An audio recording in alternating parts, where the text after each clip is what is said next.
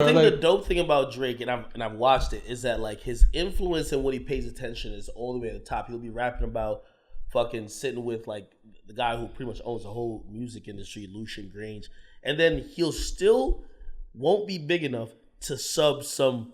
I'm gonna just say he's unknown because he probably has like 15,000 followers in his city. He'll sub him on a song, and everybody won't even get it. But for that one guy and that whole city, they're like, "Yo, Drake just killed you." Yeah. Like Drake just like there's this guy in Toronto, and like his whole thing is like, "Yo, you can't face me." Like they talk a little weird there, and Drake said it on like I think the Lemon Pepper freestyle. And he was just like, yo, face who? Like, yo, I could face. And he just violated him. Nobody knows, but that guy knows. I'm like, how is Drake still tapping into shit like that? Like, you're supposed to be this guy who's moving like companies with your words and shit like that. But he still cares about that. Well, this is what I think is so impressive with him and why he's able to like maintain his status for so long is that he basically births the next generation of artists and intertwines himself to those artists. And now they're forever indebted to him because he's given them their first number one. So it's like, it almost behooves him to pay super close attention to who the next generation is or the next type of music coming out. Like he was popping on the London shit for a minute. Obviously Migos. Everybody's like, oh, I want to do something with you. And he'll use his influence not only to help himself, but to help other people. But by helping them, now those people are like, yo, Drake's the man. Like he made me a millionaire. Drake made me a millionaire. How could I not love him? I've always said Drake is the best A&R in the game. Son, this motherfucker, like everybody early. Migos early. Lil Baby early. Is he the greatest rapper ever? Yeah. Yes. Yeah. Instantly. Yeah. And the reason why I'm saying is that we're not talking about just when people hear that they instantly just think about bar for bar. Like, you know what I mean? It's like when you think about I think overall, Floyd might be the best ever. But if you actually think about boxing, probably ain't. You know what I mean? Probably who? He probably isn't. No, like, Floyd is the greatest ever. I mean, I think that's arguable. You know what I mean? Some people would still, like, what are you going off? Are you just going off technical skill? Or are you going off the fact that he's undefeated? Or are you going off... technical skill. You're going off, that's his point. His point is you got to be on technical skill. But here's the thing with Floyd with me is like I not only think Floyd is the best boxer ever, I think Floyd is the best person at any task ever. I think Floyd is better at boxing than Jeff Bezos is at business. I think Floyd is better at boxing than Elon Musk is at building spaceships. I think Floyd is better at boxing than Da Vinci was at inventing shit. Like when you say boxing, I think he's the best at boxing, as in seeing the whole game and playing it right. I think the conversation, if Floyd took certain fights and may have lost, and his record wasn't 50-0, but 43-7, very different. We don't even talk about it. But nobody's beating him. But here's the thing, though. There was a strategy. His approach to the game was also like up there with his skills in the ring. You get me? And I think with Drake, when I say he's the best rapper ever, I'm not only talking about like just rapping. I think he's seen the game and done all the necessary things to capitalize and be at the top. Okay. There's really only one other person you can compare it to, right? Is Drake or Jay, right? Mm-hmm. What is the fruit that has come from Jay's tree? What is the fruit that has come from Drake's tree? But is that, are you counting that though? I'm just curious of it. Because the one knock on Jay... I count that in legacy. But I don't count that in you being a rapper. No. I don't think in terms of skill. I'm just... Well, okay, let's stay on just who's the best ever. So no. Yeah. I think you're talking about like, in terms of what Jay has done he's left with the game. I agree, but I don't count that in being the best ever. Yeah. I think that's fair. I think that's fair. I only count that in your run. And whether your run was assisted by, hey, in years you were weak, you put your hand around the hot guy, or years like you were weak and you switched genres or whatever the fuck you did, Drake made sure he had a ironclad hold on the game consistently for 10 plus years. And Jay was always one of the top 5. Yeah.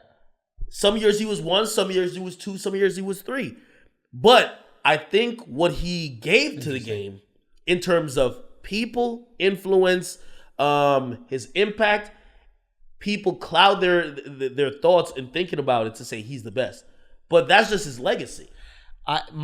You look at it as a knock. when I say that like Drake did this with these other artists. I don't look at it as a knock. I think that what he did is unbelievable. Like those other artists got way more out of it than Drake did.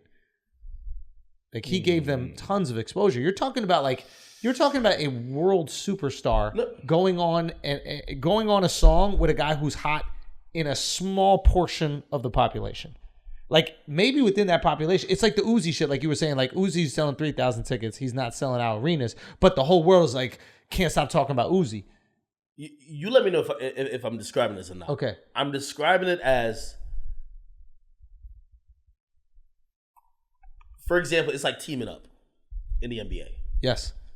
Like people want to see LeBron not have no one on his team and just always be the Cleveland best. championship. The moment he says, AD, come over here, oh, fuck, he's, you know what I mean? Yeah. But that is smart. Yeah. But I think what we're looking at with Drake is that we can't, like, we give him props for, like, helping other artists, but we're like, that artist could have competed with you at some point. You get me? Yeah. And that's what I'm saying, rock him to sleep. Because there's a point that in 2015, if you go back when Future was so hot, if you could have forecasted, you'd be like, yo, maybe Future could, if he keeps this up and keeps ascending, maybe he could topple Drake. No. But I don't think I did. Well, but Drake pretty much overshadowed his wave. Travis. I think Baby to a certain extent. People are Charlamagne said that about Baby. Like he believes Baby's the guy. I don't believe Baby's the guy yet. Nah. But I think Drake is smart. Doesn't resonate Drake, with me just yet. Drake won't ever make it like lines in the sand. I think he'll always collaborate, help, and he'll always have those moments with that person, knowing he's gonna outlast him. He's like Floyd in a way. Floyd never knocks a motherfucker out, but he's like, yo, you go 12 with me, by the 12th round, niggas gonna know I won. Mm-hmm. Right? Like, yo, maybe the first couple of rounds. That's diabolical. That's brilliant. That That's is next brilliant. Level diabolical. And that's why he's one of the best. Really. If you can't beat him, join him. Join him so they can't beat you. Beat you. Yeah. But you also got to believe in your shit. You also got to believe when you're on the track with every one of these motherfuckers, you're going to be nicer. You got to believe because that is immense self-belief. Because if you're willing to go on the same song with all these different people, you're basically saying, I'm better. I'm better. You know what's funny though? Like, Drake hopped on he dropped his last track with Baby. I was disappointed because of that. Baby won. Baby washed him. Baby killed him. Washed him? Washed him. No, Baby doesn't resonate with me. I don't get it, but we're 37, so I don't think we're supposed to. I think the way Drake capitalizes is because you know how an old rapper, you can hear his music and it sounds a little dated. They can't stay with the time. So what Drake can capitalize on is like, hey, if I get on a song with this person who has a hot sound right now, I can now take this sound and it doesn't look like me copying because we're collabing on the sound. And he was getting accused of that when he was doing a lot of that London shit. And so he has lasted because now I can stay with all the new sounds that are going on because I'm just hopping on the new guy. But then I could also come back to my singing shit, my emo shit. And so it's like Drake's album never sounds like his features. His plan is perfect. It's like Dave Portnoy. It's Portnoy. Yeah. And he's like, yo, I'm going to do a TikTok podcast. The guy's 45. Like he doesn't. TikTok podcast? Yeah, he does a podcast with this TikToker. Josh Richardson or whatever his name is. I am such a fucking hippie, bro. Yeah. Here I am thinking he's trying to spread the Burning Man love. And help other people's careers. And the whole time he's like, I'm riding a goddamn wave. Somebody told me this about Drake. And I think it's very true. I do think he's at a interesting point in his career.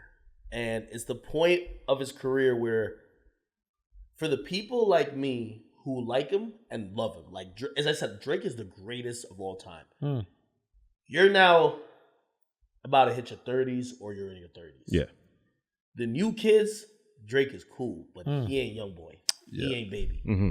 He ain't. Is that true? Yeah. Yeah, Like, I think so. I mean, for the new kids, Drake is cool. Like they're like, okay. It's like I remember when I came into hip hop, I was like, oh, Jay-Z's cool, but why y'all all riding his dick? Like, I was just gonna say he's not revolutionary anymore. You know what I mean? Like I think for my generation, it's like and it's like, how do you? You know what's crazy? Jay couldn't break that mold. You type in Drake to Instagram and it doesn't come up. You have to type in champagne.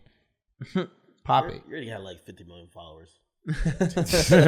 but still, he's at that point where, and you realize how much demographics matter because it's who the kids love now. And what was told to me, which I kind of agree, was like, yo, the kids who love, say, a young boy or baby, they'll never love Drake more than those guys. Okay. They might like Drake He's too. the kids.